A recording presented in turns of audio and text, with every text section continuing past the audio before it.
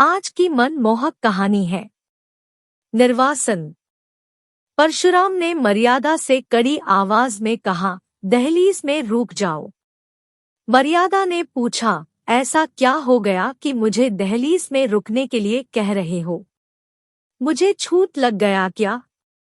तुम्हें घर के अंदर आने से पहले यह बताना होगा कि इतने दिनों से कहाँ और किसके साथ थी। अब यहाँ कैसे और किसके साथ आई हो? परशुराम ने पूछा। मर्यादा बोली, इन बातों को पूछने का बाद में समय नहीं मिलेगा क्या? परशुराम कहने लगे, नहीं, तुम्हें अभी जवाब देना होगा। हम दोनों साथ में ही नदी से बाहर निकले थे। तुम मेरे पीछे चल रही थी, लेकिन अचानक कहाँ चली गई थी? दुखी आवाज में मर्यादा बोलने लगी, आपने देखा नहीं था कि वहां अचानक नागा पंथ के साधुओं का हुजूम आ गया था। सारे लोग इधर उधर दौड़ रहे थे। तभी मुझे धक्का लगा और मैं न जाने किस दिशा में चली गई। जैसे ही थोड़ी भीड़ कम होने लगी, मैंने आपको खूब पुकारा। अच्छा, तब क्या हुआ? परशुराम ने पूछा। आप कहीं भी नहीं दिखे तो मैं रोने लग गई। संध्या तक वहीं बैठी। फिर एक लड़के ने आकर मुझसे पूछा कि तुम खो गई हो? मैंने जैसे ही हाँ कहा तो उसने मुझसे घर का पता और पति का नाम पूछकर एक डायरी में लिख लिया। फिर मुझे कहा कि तुम्हें घर तक हम पहुंचा देंगे, बस तुम अभी मेरे साथ चलो। मेरे पास कोई रास्ता भी नहीं था तो मैं उसके साथ चल दी। परशुराम ने एकदम पूछा, वो तुम्हें कहाँ ले गया और वो कौन था? मर्यादा बोली, वो एक समिति का सेवक था जो मुझे अपने कार्यालय लेकर गया था। वहां उनका अध्यक्ष और कई सारे स्वयं सेवक थे।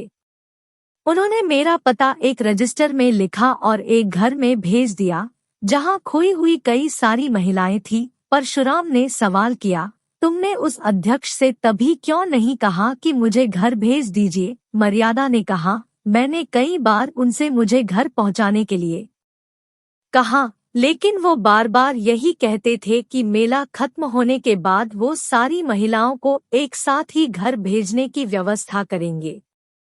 इसकी वजह पैसे और लोगों की कमी थी। मैंने उन्हें कहा कि मेरे गहने ले लीजिए और घर पहुंचा दीजिए। इन गहनों के अलावा भी मैं और ज्यादा पैसे दे सकती हूँ। बस मुझे मेरे पति के पास तक पहुंचा दो। लेकिन उन्होंने मेरी एक न सुनी और मुझे भी अन्य स्त्रियों के बारे में जब पता चला तो थोड़ा राहत मिल गई थी। परशुराम बोले, ठीक है, लेकिन तुमने मुझे तार क्यों नहीं लिखवाया? मर्यादा ने बताया कि मैं पूरी रात उन महिलाओं के साथ उसी कमरे में थी। अगले दिन मैंने सोचा कि जब ये लोग मुझे घर भेज ही देंगे तो तार की क्या जरूरत। फिर परशुराम पूछने लगे, रात भर सारी महिलाएं एक ही कमरे में थी तो कमरे में युवक भी आते जाते रहे होंगे? मर्यादा ने जवाब दिया, नहीं नहीं, केवल एक बार कोई युवक खाने के लिए पूछने आया था। जब सबने खाना खाने से मना कर दिया तो वो लौट गया। उसके बाद एक महिला के पेट में दर्द उठा था तो अध्यक्ष साहब 2-3 बार दवा पिलाने कमरे में आए थे। झट से परशुराम ने कहा, देखो अब निकली ना असली बात। मैं इन लोगों को खूब अच्छे से जानता हूँ। मर्यादा नाराज होते हुए बोलती है, आप किसी सज्जन व्यक्ति पर ऐसे आरोप नहीं लगा सकते हैं। वो मेरे पिताजी के उम्र के थे। दूसरा, उनकी आंखें हमेशा नीचे रहती थी। परशुराम बोले, हाँ, वहाँ के सारे आदमी देवता थे। तुम ये बताओ कि अगले दिन क्या हुआ? मर्यादा ने कहा, अगले दिन भी मैं वहीं रही। दिन के समय एक स्वयंसेवक हम सभी महिलाओं को कई पवित्र स्थल लेकर गए। लौटकर सबने खाना खाया। परशुराम ने पूछा, तुम वहां महिलाओं के साथ आनंद लेती रही? मेला तो अगले दिन ही खत्म हो गया होगा न?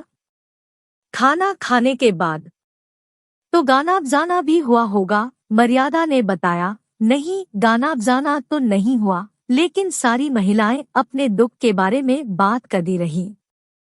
शाम को मेला उठा तो उसके बाद 2 सेवक सारी महिलाओं को स्टेशन लेकर गए। परशुराम बोले, तुम तो यहाँ 7वें दिन आई हो और वो भी अकेली ही। मर्यादा बोली, हाँ, स्टेशन में कुछ दुर्घटना हो गई थी जिस वजह से देरी हो गई। परशुराम ने कहा, क्या हुआ था? मर्यादा ने बताया कि जैसे ही वो सेवक टिकट लेने गया तो एक आदमी ने कहा कि गोपीनाथ धर्मशाला में एक इंसान ठहरा हुआ है जिसकी पत्नी खो गई है। उसने जैसा हुलिया बताया वो मुझसे मिलता था। उस आदमी ने मुझे देखकर कहा कि आप उनकी पत्नी जैसी लग रही है। मैंने उससे पूछा कि क्या तुम बाबूजी को पहचानते हो? उसने जवाब दिया, मैं उनको नहीं जानता, तो आपको क्यों खोजना? आपका बच्चा काफी रो रहा है। तब सारी औरतों ने कहा कि चली जाओ, तुम्हारे पति परेशान हो रहे होंगे। उन स्वयं सेवकों ने उस व्यक्ति से 2-3 बातें पूछकर मुझे उसके साथ भेज दिया। दिल खुश था कि अब अपने परिवार से मिलूंगी, लेकिन मेरा भाग्य ऐसा कि मैं किसी गलत इंसान के हाथ पड़ गई। परशुराम ने हैरान होकर पूछा कि आखिर कौन था वो जिसके साथ तुम चली गई? मर्यादा ने कहा कि मुझे लगा कि वो कोई दलाल ही रहा होगा। परशुराम ने सवाल किया कि तुमको इतना होश नहीं हुआ कि उसे कह दूं कि बाबूजी को यहीं भेज दो? मर्यादा ने तुरंत बोली, मेरी बुद्धि काम ही नहीं कर रही थी। अब तुम फिजूल की बातें मत करो और यह बताओ कि वो आदमी तुम्हें कहाँ ले गया? परशुराम बोले, मर्यादा, मुझे लज्जा आती है, क्या बताऊं आपको? परशुराम, तुम्हें तो यहाँ आने पर और भी लज्जा आनी चाहिए। मर्यादा बोलने लगी, देखिए, मुझे किसी ने छुआ तक नहीं है, भगवान की कसम खाकर कहती हूँ। परशुराम ने पूछा कि क्या तुम उसका चेहरा कैसा था बता सकती हो?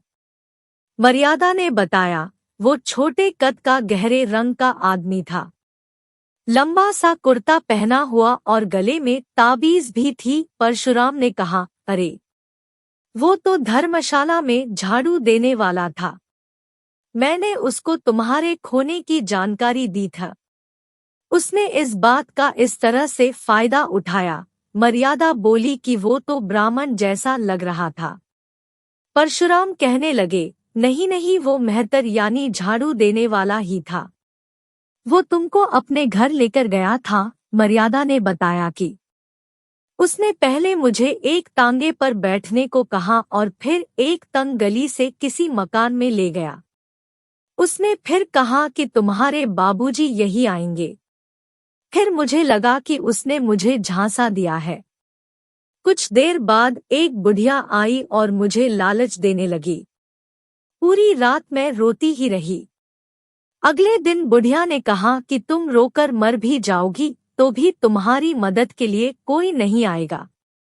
उस झाड़ू मारने वाले और बुढ़िया ने कहा कि तुम्हारा एक घर छूट गया है, अब हमारी बात मान लो तो तुम सोने से लग जाओगी। तभी मैंने स्वयं को खत्म करने का निर्णय ले लिया।